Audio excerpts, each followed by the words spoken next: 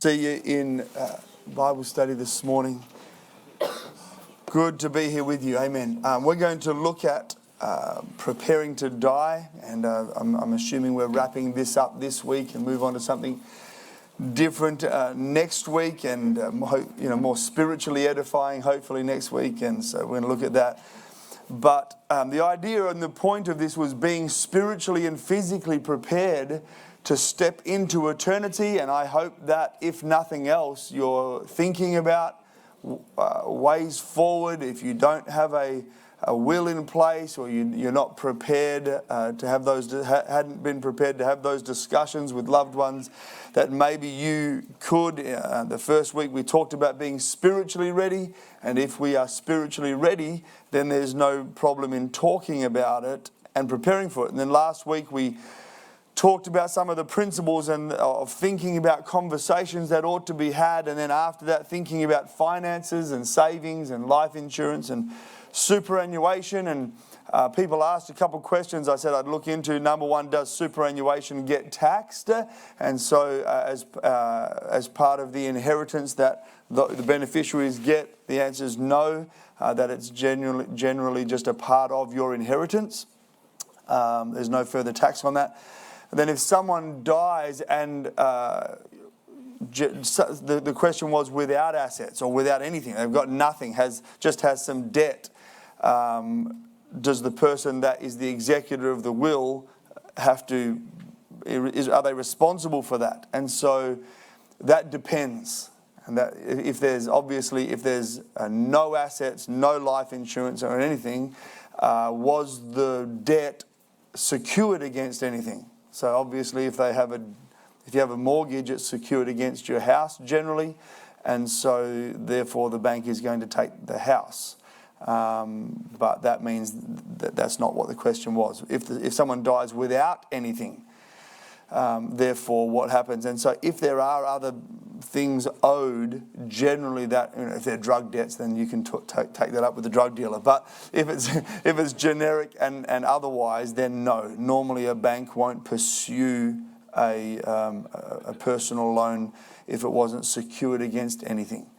So if that's the level of question, the answer would be no.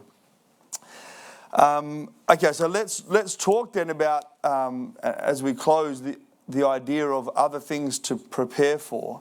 And again, let me just say clearly, I'm not a lawyer, I'm not a tax accountant, I'm not a banker, I'm not a funeral planner.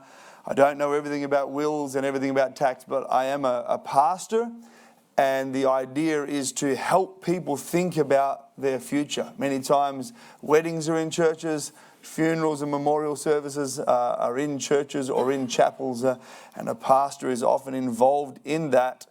And so I want to help you to try to think about that so you don't leave your family in the lurch. And trigger some thoughts, trigger some of you into action. There may be areas that you need professional advice, and I would encourage you, get the professional advice. Speak to a lawyer, or speak to your life insurance fund, speak to your care super fund, your superannuation fund, or whatever it is. And so take some notes, take some ideas about what you can do. It's just a short study, obviously, for you to think. Let's have Isaiah 38 verse 1. We looked at this last week. I want to just touch on it again. In those days Hezekiah was sick and near death. And Isaiah the prophet, the son of Amos, went to him and said to him, "Thus says the Lord, set your house in order, for you shall die and not live." Okay, so this is God's concern. He goes, look, you're going to die from this sickness. You need to set your house in order. If you know you're going to die, which every one of us knows we're going to die, right? 100%. Okay, so we know we're going to die. Set your house in order. Make sure that the commentators about that says, make your will and settle the affairs of your family. And that's wisdom. And Pastor Greg says, no Christian should not have written intentions. It is an obligation. 1 Timothy 5 verse 8. But if anyone does not provide for his own, and especially those of his household, he has denied the faith and is worse than an unbeliever. So the radical dimension of that, you work that out with God. But at the end of the day, if you care about your family, prepare for that. Start to think about that. And so we talked about thinking about conversations. We talked about thinking about finances. Let's talk about workload. When someone close to you dies, there is grief, maybe anger, maybe theological struggles with God. But the other undeniable reality is that someone has to do some work. It puts a workload on the people left behind, and oftentimes one or two people specifically, and other times it can be spread out a little bit, but it leaves work, right? You can't just do nothing about it. And that's true of paperwork. So ask yourself, where is everything? Yeah, I know where it is. Yeah, it's in there. One part's in a book. One's a bookmark for the favourite book I'm reading at the moment. That's a bill. That's due, I think, June. And then this and there. Where is everything? It's not fair to just leave it. Some of it's under my pillow, because when I put my hand under the pillow, then I'll know that one's due tomorrow. That's how you run your filing system, right? That's not fair. Where's your bills? Where's your wills? Where's your certificates? Try to have them in a location. Put them somewhere. You know, the law, we're going to talk about wills in a minute, but the law prefers very strongly that you have a hard copy of your will. So someone asked me yesterday, where do you keep that? So normally you have a hard copy, you sign by 2 witnesses. You will scan that if you want to and email it to your executor of your will, or email to your beneficiaries after you've talked with them. Or email that to the person who's going to have your children if you have underage children. And then on that same email, write on there where the hard copy is. That will make life very much easier if there is a hard copy and they know where it is. Where's the hard copy? Pastor Greg Mitchell says, I have a file called the dead file, which has everything in it necessary if he dies. You get the dead file. No one wants to have a dead file. We don't want to, you don't visit it every weekend. Oh, what's in the dead file?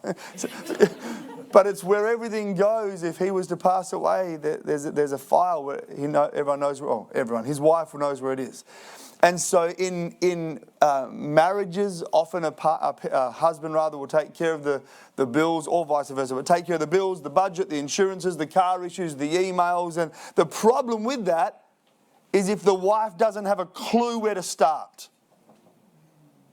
That's very unfair. That's not loving. That's cruel. So don't worry, love, I've got it. Yeah, you've got it until you don't have it. And then it becomes a nightmare.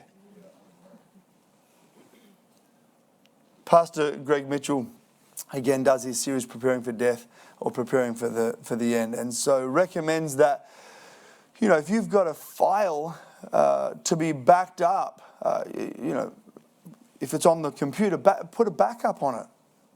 It's all on the laptop, love, or the laptop died in a fire.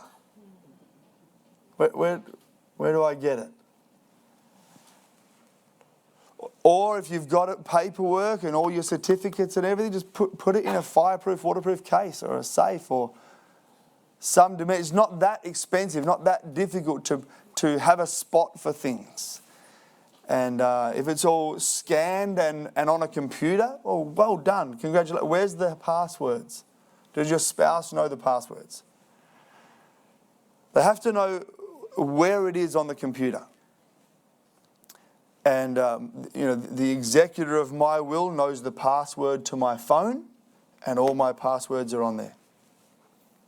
So you've got to know where it is. Where is it? Can they find it? Is it just like, oh my, it takes 12 days. I need a Russian hacker to come in and try to find where it is on my computer. And is it backed up, and where? In East Timor, when we were there, the imminence of a coup or political problems, floods, fires, it was very real.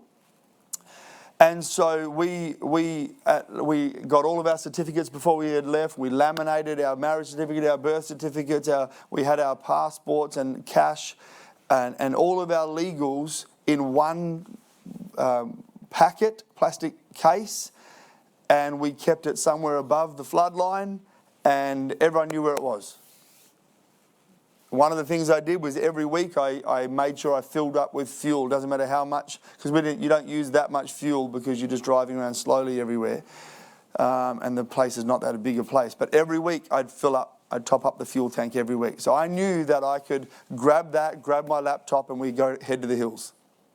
Or I could drive out of the country if I needed to. So the idea is just preparation. We don't know, we're not going to live in fear, but we are going to live prepared. So where is it? Where's the stuff? And both of our children and my wife, we all knew where the case was. And if there was a problem, get the case. We want our passports, we want some spare cash, everything is in one spot. And so paperwork. Then there's taxes. So, when someone dies, the ATO doesn't care. They still need a closing tax return. Dead people have to file taxes. One more time. And so, where's your income slips? Yeah, where do I leave those? So they can obviously go to your work and fight for them, but where are they? Where's your tax file number? Do they know that? And so the person who is left has to do a tax return and file your final tax return. If you run a business, they need to file the final BAS statement, etc., etc. There's workload. And so is it easy for them? Can they walk over and all your stuff's in one, concertina file? All your business stuff's in a concertina file. And then everything will be in there, all the receipts for the year, etc., etc. Or is it just a nightmare?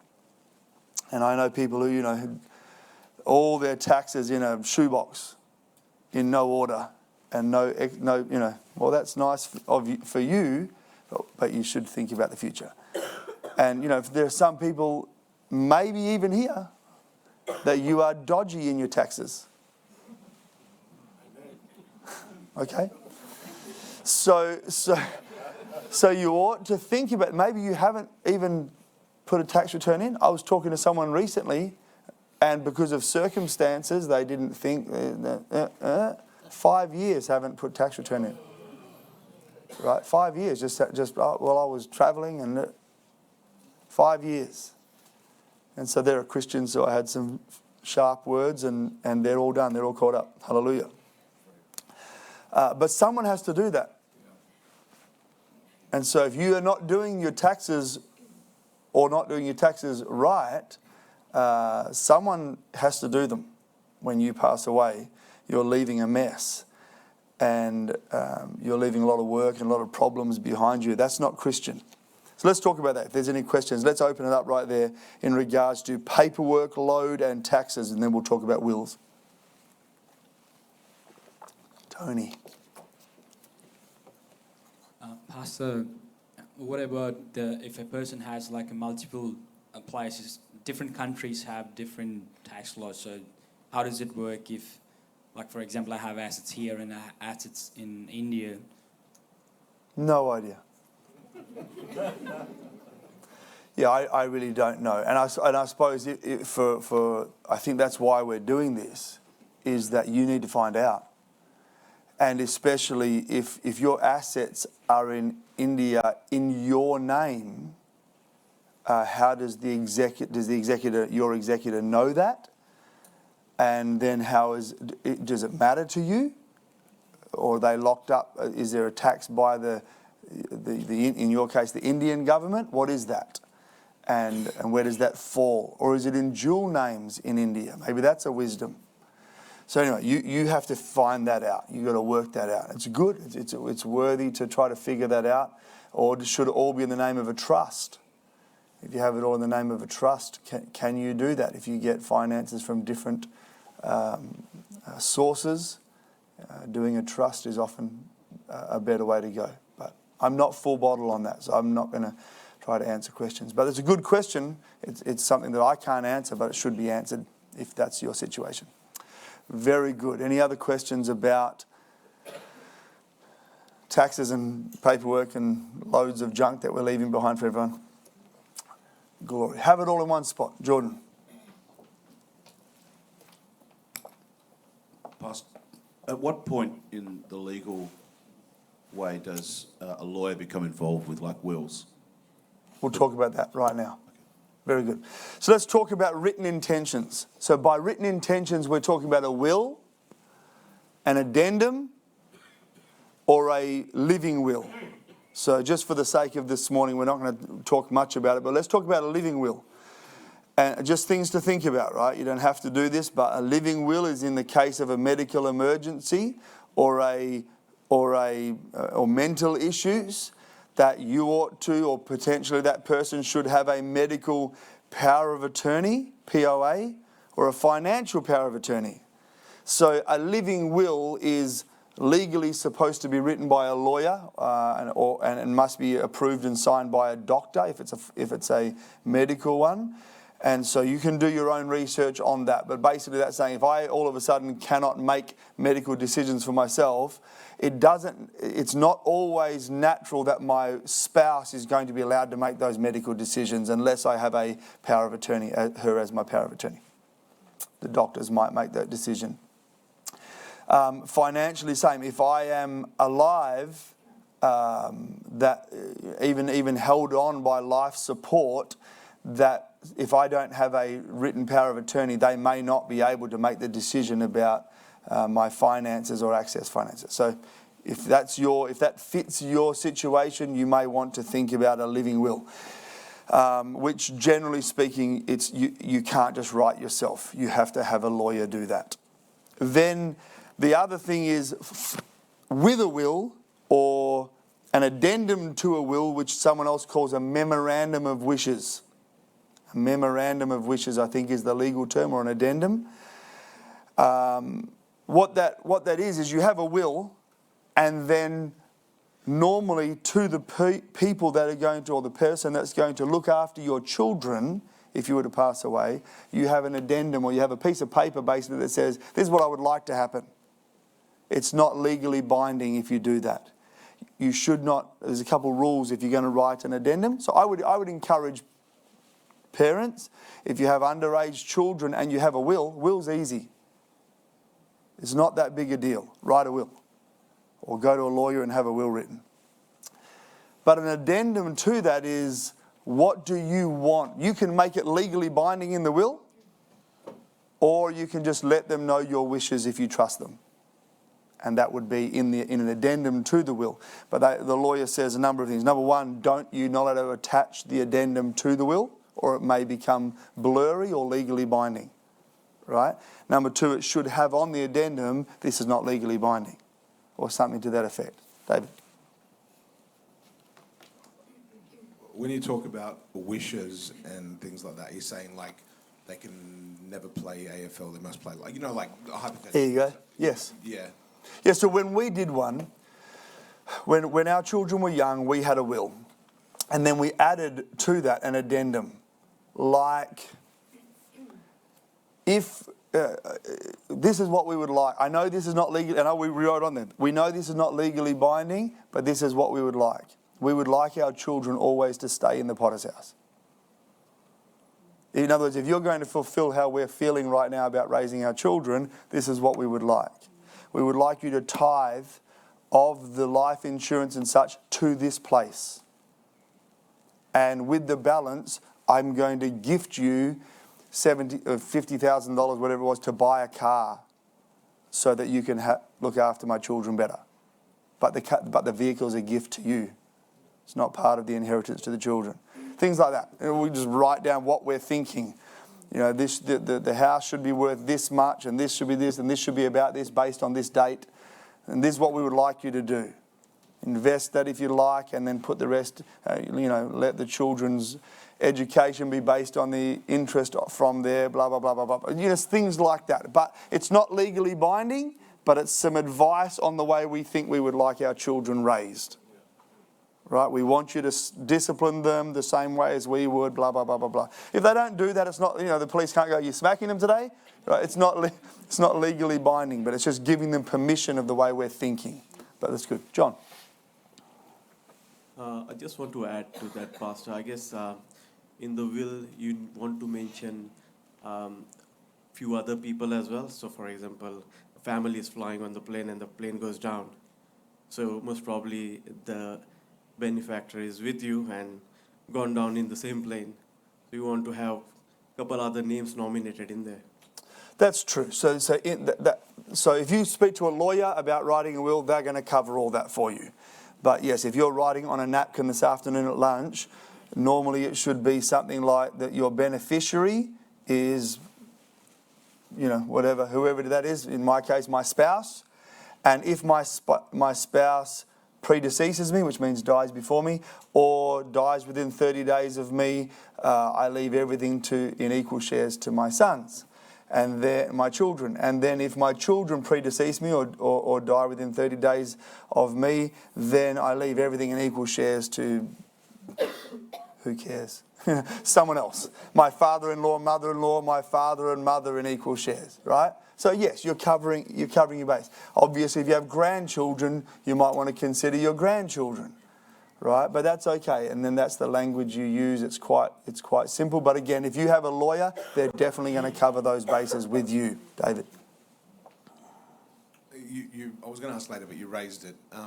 Is there anything wrong with? Obviously, if Rach and I die, my preference with everything would go to Huxley. Is there anything wrong with that, like in terms of all our worldly possessions just going to Huxley? Do you think there's some moral obligation that you bless the people around you, the church, even, or anything like that? Or is that well within our rights to just say Huxley gets everything and the rest can be with it? It's between you and God, man. That's between you and God. I can't answer that. So then there's the will. All right, let's talk about the will. So we've got the living will, the addendum or memorandum, and then there's the will, which is simply your written intentions. And so the will is influencing the life of the living after you're dead. Right? And again, you can legally write it on a napkin as long as you meet some simple criteria. It's dated, it has your full name on it, and it's signed by 2 witnesses.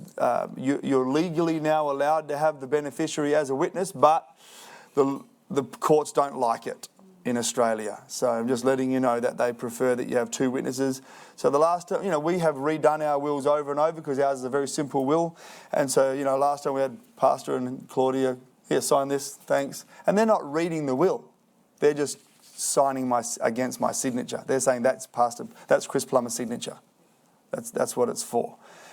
And so if you've got that done, that's a will. It's legal. It's legally binding. It might be clumsy. It might not be good for you. In other words, you might have a more difficult situation that you need a lawyer speak to stop any contestation of the will, but it is legally binding. So, Brian. You talked about having it on the computer and emailing it to different people. I was always under the impression that a will was a closed document until you died.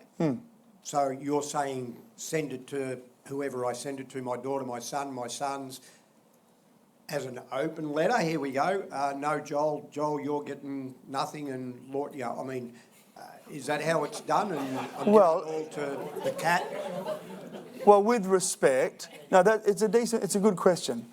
I have on my, I spoke to those that were going to receive it and said, you don't need to open this. It's a document on there. It's not necessarily readable on the top of the email. I've got confidential, last will and testament, blah, blah, blah, in the subject line. Just file it away somewhere, right?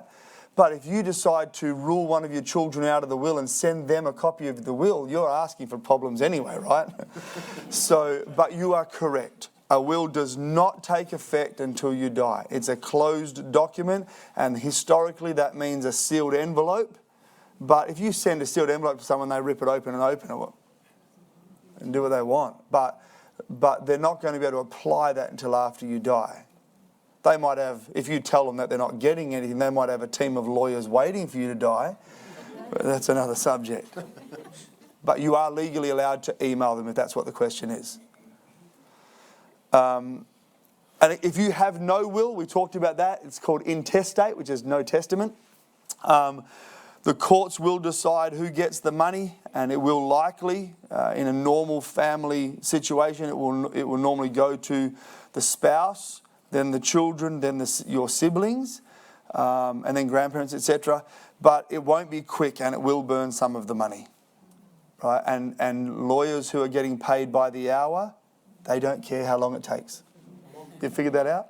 It's business, baby. Lots of people die and they get the money. So if you don't want your savings burned up by lawyers, write it down. It'll save you it'll save them a lot of problems later, your loved ones. When people die, it might surprise you, but families fight. And I think David Vismay said, death does weird things to people. And I know one man, he was the father of 5, and he was running a company. He was trying to avoid taxes. So he put the family business, or one of the family businesses, in the name of one of his daughters, just to make things less tax for him. But then he died. Now he has 5 children, and everything's in the name of one of his daughters, who's married to a guy who wants everything. So you just, good on you. You saved 20 grand this year. You just left a nightmare. And there's obviously like standover things happening and all kinds of exciting things. And so the other siblings are ready for war. Pastor Darren Munzone, his father passed away with no will. He let me have permission to use this. His father died. He had 2 houses. He had a very good very good life insurance. And during his lifetime, as he was getting unwell, he would say to Darren, when I die, listen, I want you to have this. And when I die, I want you to have that. And there was a conversation that they'd had a couple times. Pastor Munzone was one of 3 children. And when the dust settled, he got $10,000. His second wife, because there was no will, his wife that he was currently with got 50% straight away, and then 50% of what was left, and then fought the rest of the will for her children, not the father's children, to get a fair inheritance because they were her dependents now, and she was married to him. And so they refused to give Pastor Munzone anything like, Dad said I could. You're not having anything. And so by law, he finally ended up with about $10,000. Just because there's no will. There's no will. That wasn't his inheritance. You know that? That wasn't his inheritance. But there's no will. And so one couple I spoke to, and this might apply to some people here. One couple I spoke to recently about that. They're close to me, and the wife said, well, why would we do a will? We don't have anything. And so the husband's a subcontractor. He's not on great, he's on okay money, but he's not really stacking away the savings or anything like that. And they're good people. But what they mean is we don't have a house. But they have cars. They each have a car. And they've got lots of furniture, and I'm sure it's worth a little bit. And lots of, electrical appliances and sporting goods and other things. Potentially a few grand in the bank. You sell that car and you sell that car and you start to add it up. You probably got 50 grand. And you have 5 children. You want a war for your 5 children? Why don't you just write on a piece of paper, make an executor, and then you say, liquidate everything I have and equally divide it amongst 5 children. Done. One line. Amongst my 5 children, not random 5 children. You don't even legally have to name your children in the will. You don't have to write their names in there. You can just write my children. So, and then some people come, I'm his children. But anyway, you get the point. It's not hard to just write it down. It is hard for those left behind. And so I'm not saying write a clumsy will. right? I'm not advocating for that. All I'm saying is have something. Yes, Ben. Pastor, just with the two examples that you just mentioned, where there's no clarity at all when it comes to will.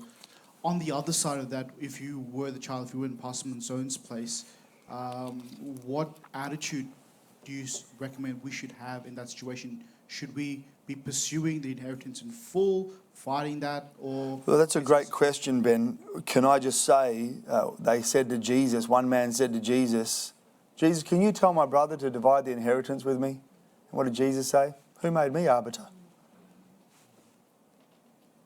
You keep your heart right.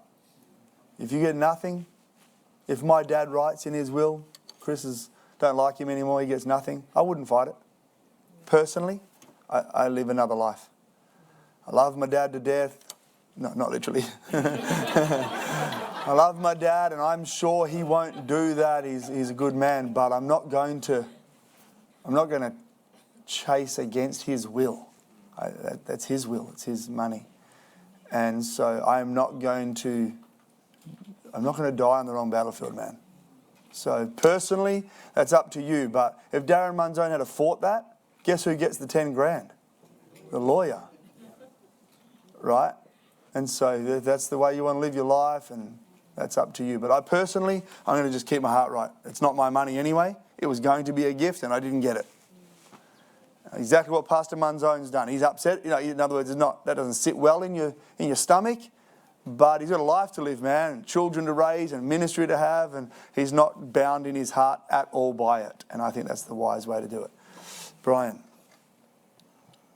Can I ask for Darren, Pastor Manzone, should have he spoken to his dad? Should have he said, Dad, you need to put it in a will? Should children or adult children we're talking about, should they be saying something to their parents if their parents are saying things like that to them? Obviously, you don't say it if they're not saying it, but if they're saying you're going to have this, I'm going to give you this when I cark it, the Cadillac's yours. Should the children then be saying to their parents, Dad, you need to put that, Mum, you need to put that in a will? I would absolutely be saying that. Yep. But whether, again, that's why the whole study is, right? I could have called that ready for you carking it. That was an Aussie way of putting it. So some things to write down in your will. And again, sorry, go on, Rach, if you have a question.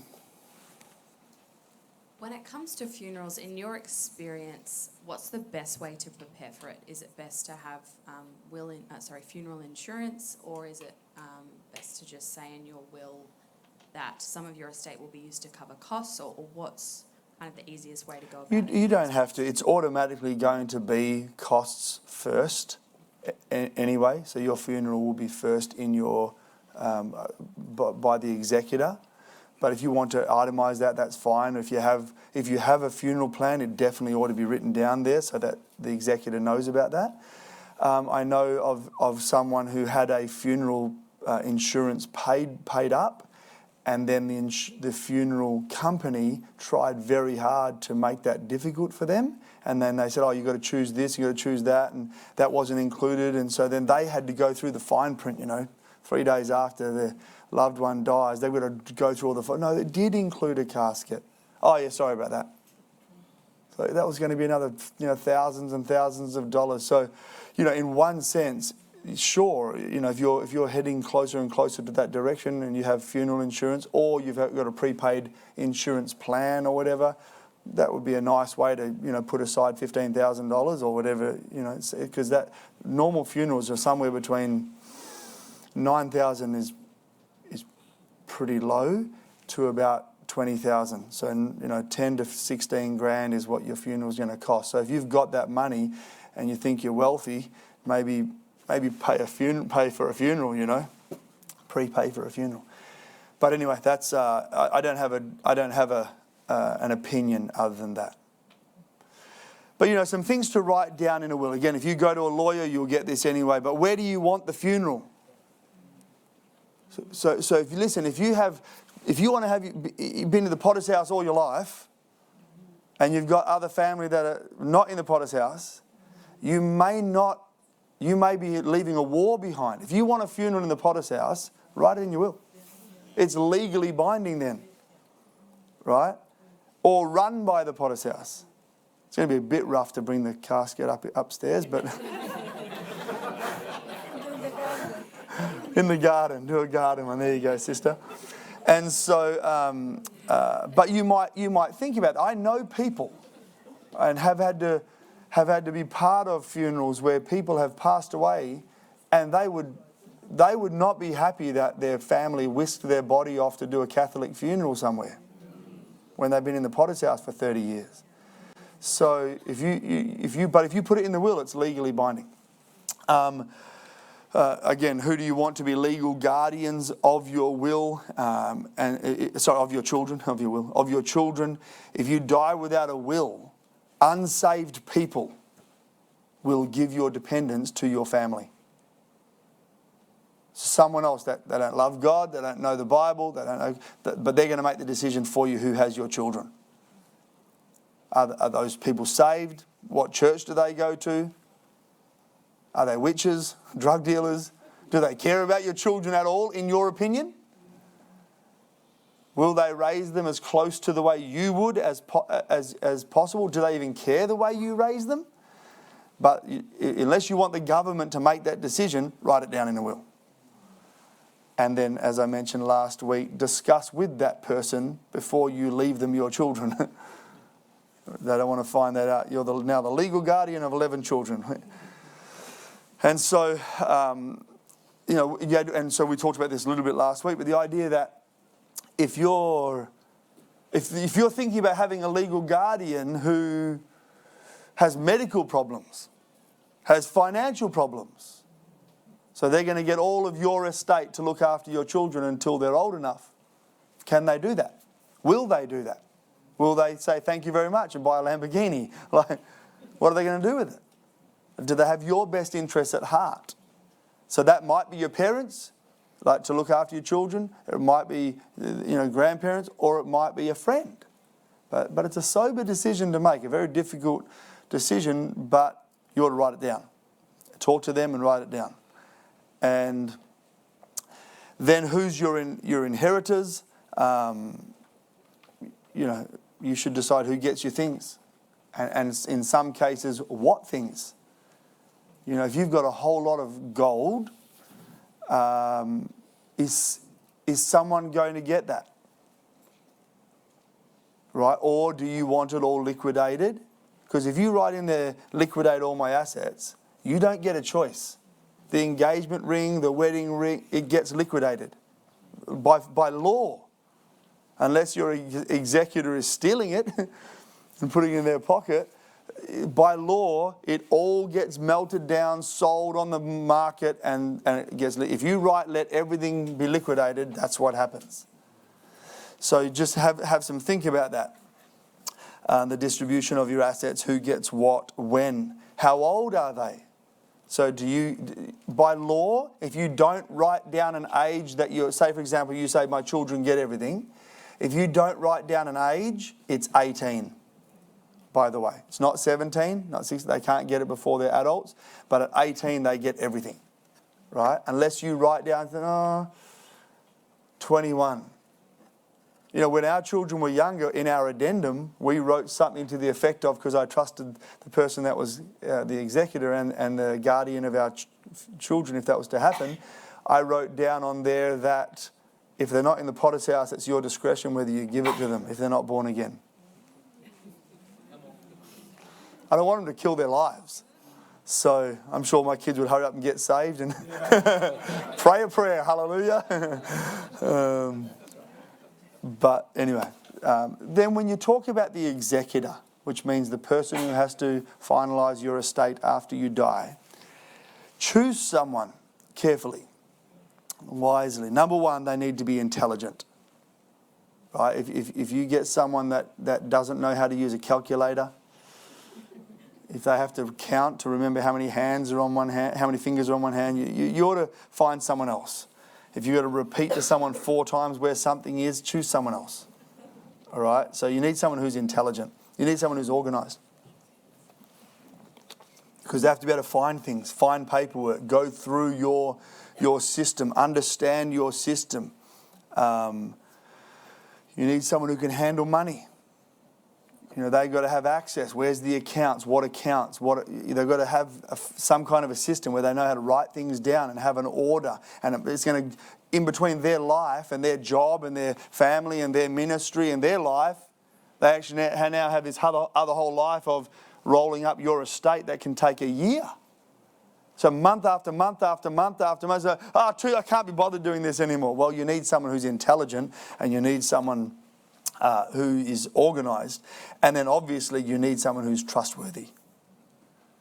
And it really is. They get access to your home, your keys, everything that's yours. You should trust them. Primarily, you should trust them. 1 Corinthians 4 verse 2. Did I give that out? The Bible says it is required in stewards that they be found faithful. And so don't choose someone greedy. Don't choose someone dishonest. If they're a thief, they can easily, potentially, put the engagement ring in their pocket, take the cash out of your wallet. I'll use that for later. If they're a thief or they're a liar, you don't choose them. And so they're going to liaise with the governmental social worker. If you pass away in an Australian hospital, you're going to get a social worker that they're going to liaise with the coroner, liaise with the morgue, liaise with your funeral director to have the body picked up. They're going to help you here. That's the way it works if you were to pass away here in Australia. But then that person has to liaise, the executor has to liaise with that person, collect all the information, where everything is, get the paperwork, get the death certificate finalised as quick as they can. Whatever needs to happen, they need to be able to close accounts. They need to be able to have a list of notifying everyone, all the your subscriptions. That could take a year for some of you. Banks, when the time is right, your lawyer, employer, Australian Taxation Office, which is connected to Services Australia, which is the old Centrelink. That wraps up quite a lot of things now when you notify Services Australia. And then they have to distribute your assets and not have a war every time they talk. So find that person and you'll be doing great. But you need to try to find that person. And then the final subject is your things, your stuff. The stuff you've got.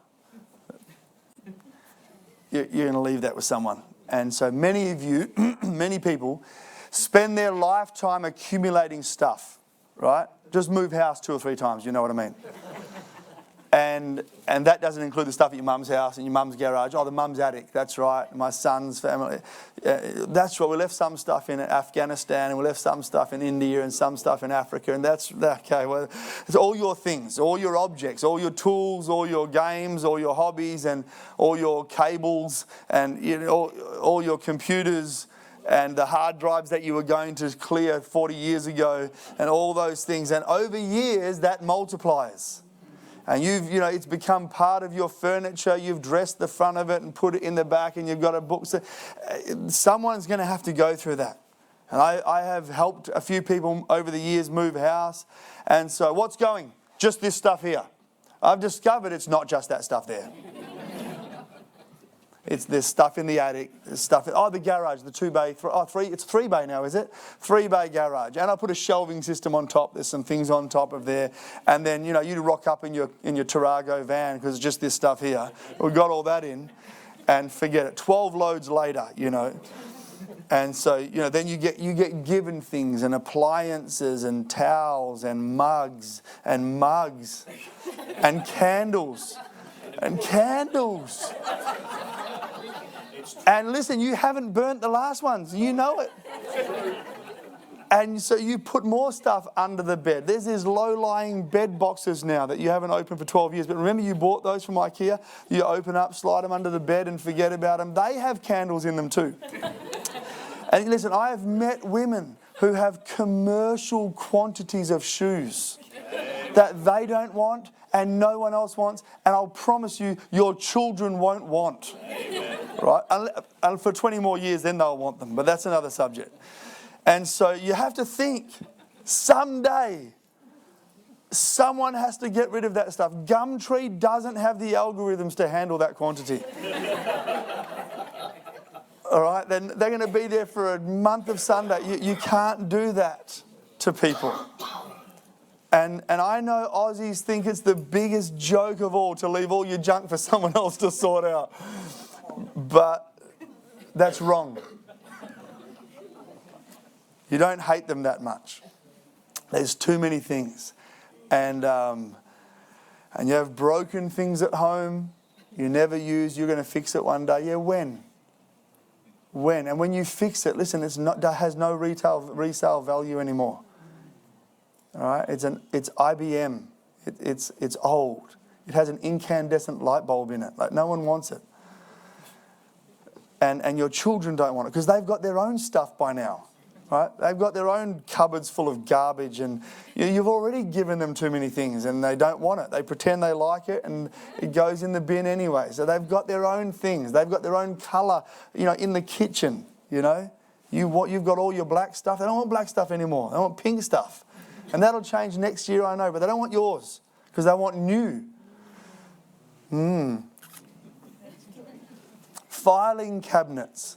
1943, 1944. No, listen, they don't want it. It's pointless. It's archivic. Just throw it in the bin, burn it. Listen, this is the picture of most people who are going through a deceased estate, is they sit there for hours with a shredder.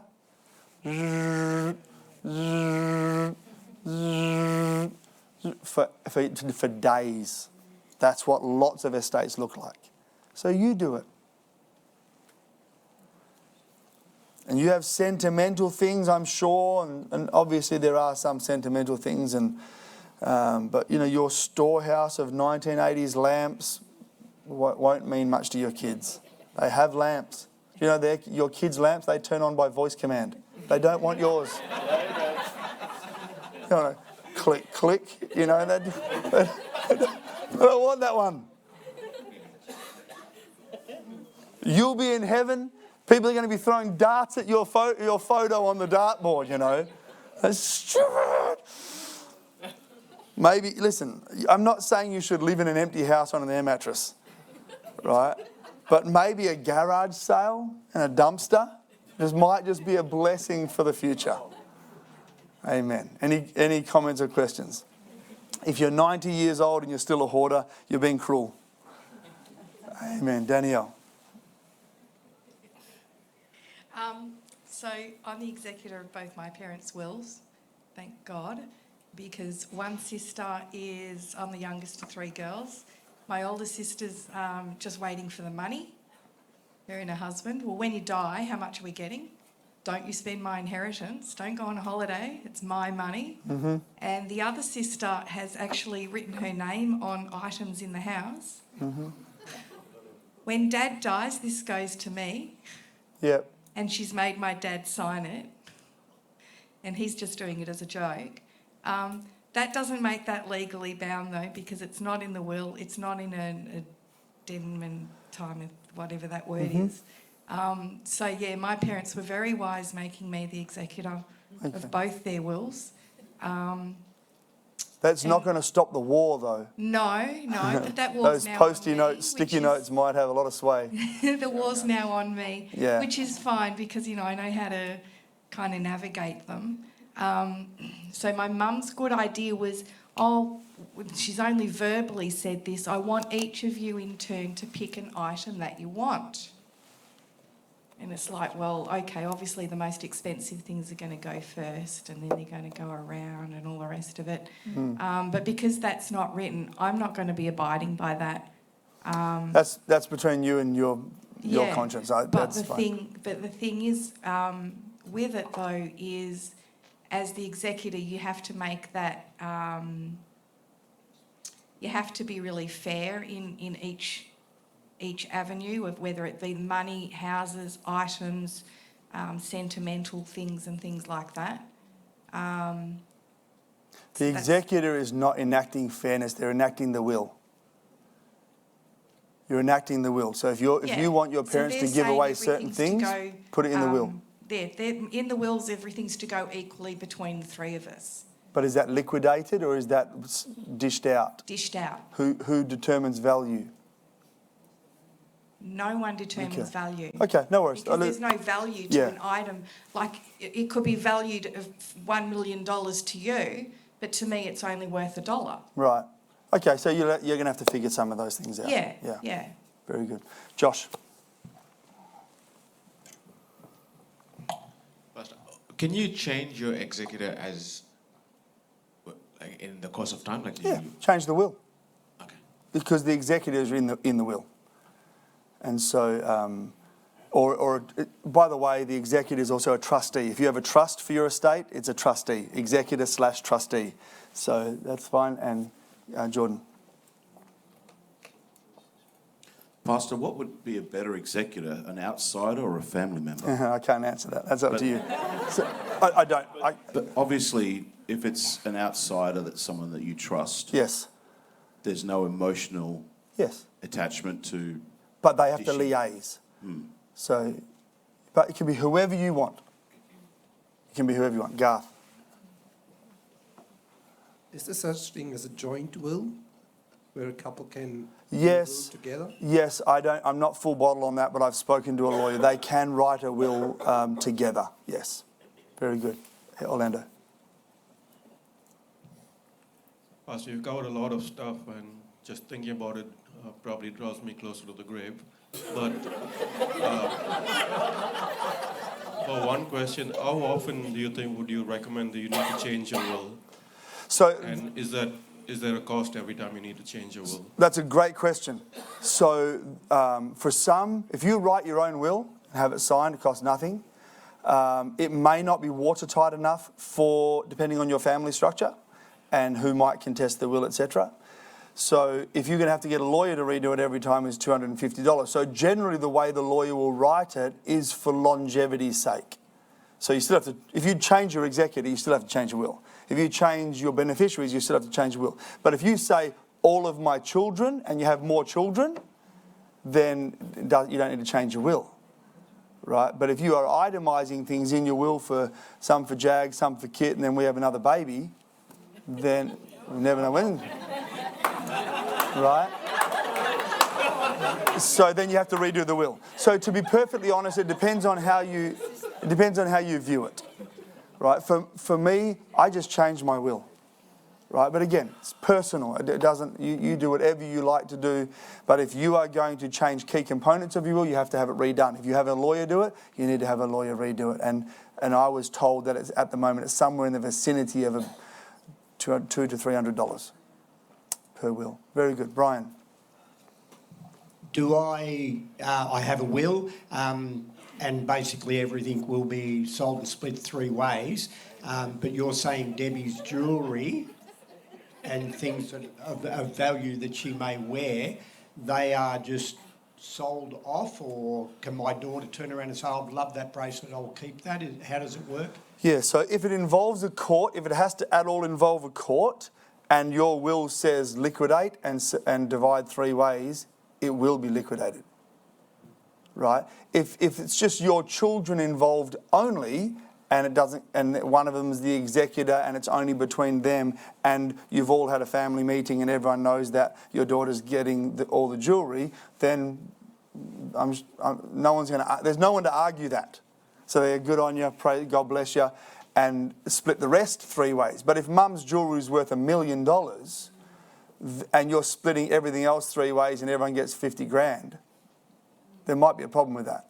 So you might want to just visit that and think, it's easy to write in your will, all jewellery goes to all guns go to Chris, you know, all books can go to Glenn, right? So you just write it down, you know.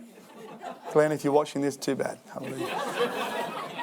So with a legal will that I've already done, if I write something on a piece of paper now, is that... No, you can write an addendum, but it's not legally binding. But is it workable? If your children all honour it, yes.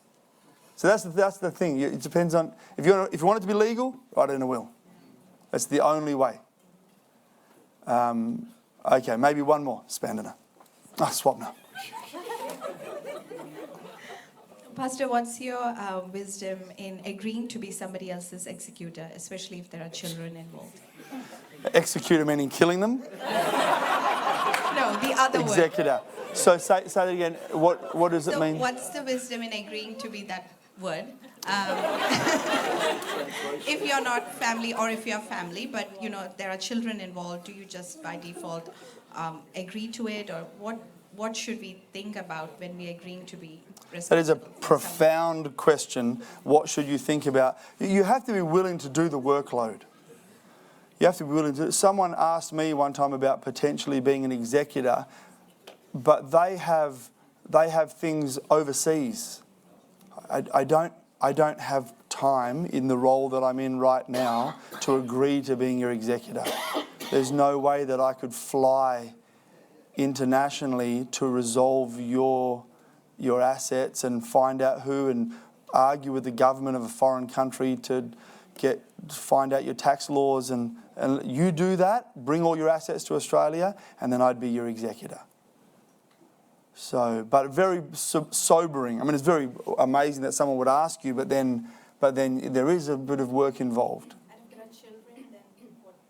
Well, you're not necessarily the guardian. So as long as their will has a guardian, you might ask that. If they've got 4 children, you might say, who's the guardian? Oh, you, by the way. No, so in other words, if someone else is the guardian and you've just been asked to coordinate the estate, that's up to you. You've got the ability. We're going to have to finish right there. It's hitting 10:30, and so appreciate that. We're going to move on to something else next week. God bless you. Start church at 10:30.